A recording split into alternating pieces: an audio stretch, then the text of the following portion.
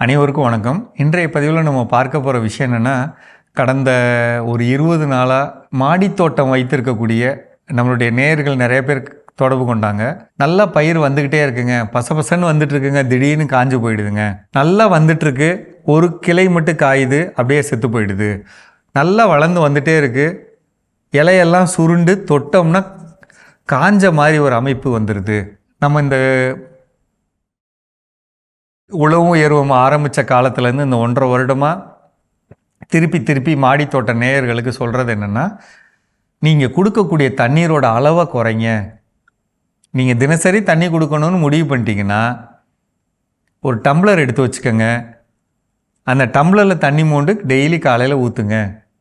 இதான் நம்ம சொல்கிறோம், ரைட்டுங்களா? இதானே சொல்லிகிட்டு இருக்கோம். இல்லை, நான் கொஞ்சம் பெரிய பயிர் வச்சுருக்கேன், தரையில் வச்சுருக்கேன், பின்னாடி வச்சுருக்கேன், ஒரு பாதிவாளி தண்ணி ஊற்றுங்க, அல்லது கால்வாளி தண்ணி ஊற்றுங்க. அதாவது 5 லிட்டர் ஊற்றுங்க, அல்லது 10 லிட்டர் ஊற்றுங்க. மரம் பொறுத்து தெப்பமாக நிற்க வைக்காதீங்க, அழுகல் கிருமிகளோட அளவு அதிகரிக்கும். இதான் நம்ம சொல்லிகிட்டு இருக்கோம். தயவுசெய்து கேட்கணுங்க. கேட்கலன்னா நமக்கு இழப்பு அதிகமாயிடும். சரிங்களா? இது முதல் செய்தி. 2வது செய்தி, நம்ம வீட்டில் இருக்க பொருள்களை வச்சே இந்த அழுகலை சரி பண்ணணும்னா என்ன செய்யணும்? ஒரு வாளியில் தண்ணீர், அதில் நம்ம டெய்லி பூண்டு உபயோகப்படுத்துகிறோம் பார்த்தீங்களா, அதோட தோல், அதை நம்ம ஊற வைக்கணும். வெங்காயத்தோட தோல் இருக்கு இல்லைங்களா, அதை ஊற வைக்கணும். இது ஊறிக்கிட்டே இருக்கணுங்க. குறைந்தபட்சம் 2 நாள் ஆனதில் இருந்து அதுக்கப்புறமும் நம்ம போட்டுக்கிட்டே வரலாம், தண்ணீர் ஊற்றி நிறச்சிக்கிட்டே வரலாம். அதுலேருந்து தண்ணி எடுத்து ஒவ்வொரு பயிர்களுக்கும் 10 நாளைக்கு ஒரு முறை ஊற்றிக்கணுங்க. அப்படி ஊற்றுறப்ப குறைஞ்சபட்சம் 1 லிட்டர் தண்ணிக்கு 1 ஸ்பூன் அளவுக்கு, அதாவது சின்ன ஸ்பூன்னா இந்த நார்மல் ஸ்பூன் இருக்கு இல்லைங்களா, அதில் 1/2 ஸ்பூன் அளவுக்கு, 1/2 ஸ்பூன் அளவுக்கு மஞ்சள் தூள் கலந்துக்கலாம். கலந்துட்டு கீழே ஊற்றுறது நல்லது. மாதம் ஒரு முறை பெருங்காயம் இருக்கு இல்லைங்களா, பெருங்காயம் நீங்கள் கொடுக்கக்கூடிய மொத்த தண்ணீரோட அளவில், உதாரணத்துக்கு 40 லிட்டர் தண்ணி தரீங்க அப்படின்னா 200 கிராம் அல்லது 100 கிராம் அளவுக்கு பெருங்காயம் கலந்துக்கலாம். 100 கிராமாவது பெருங்காயம் கலந்து எல்லா பயிரோட வேரில் ஊற்றிடணும். இது உங்கள் வீட்டிலே இருக்கக்கூடிய அழுகலை தவிர்க்கிறதுக்காக. ஆசையாக வளர்த்தேங்க, பூ பயிர் அப்படியே கருகி போச்சு, நான் தப்பாக தண்ணி கொடுத்துட்டேன், அல்லது தண்ணி கொடுக்காமல் விட்டுட்டேன், திடீர்னு நிறையா போயிடுச்சு, பைப்பு உடஞ்சி தண்ணி அப்படியே போய்கிட்டே இருந்திருக்கு, எனக்கு தெரியல. நம்ம என்ன தப்பு பண்ணாலும் இது சரி பண்ணும்.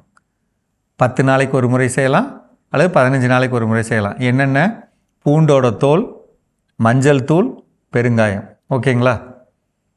வாய்ப்பு இருந்தால் பக்கத்தில் இருக்கக்கூடிய வேளாண்மை துறை அலுவலகம், ஒவ்வொரு யூனியன் ஆஃபீஸ்க்குள்ளேயும் இருக்கும், அவங்கள்ட்ட, அப்படி இல்லைன்னா வெளியில் கடைகளில் சூடோமோனாஸ் அப்படின்னு ஒரு பவுடர் வச்சுருப்பாங்க. சூடோமோனாஸ், அப்படி இல்லைன்னா ட்ரைகோடர்மா விரிடி, இந்த பவுடரை வாங்கிக்கணும்.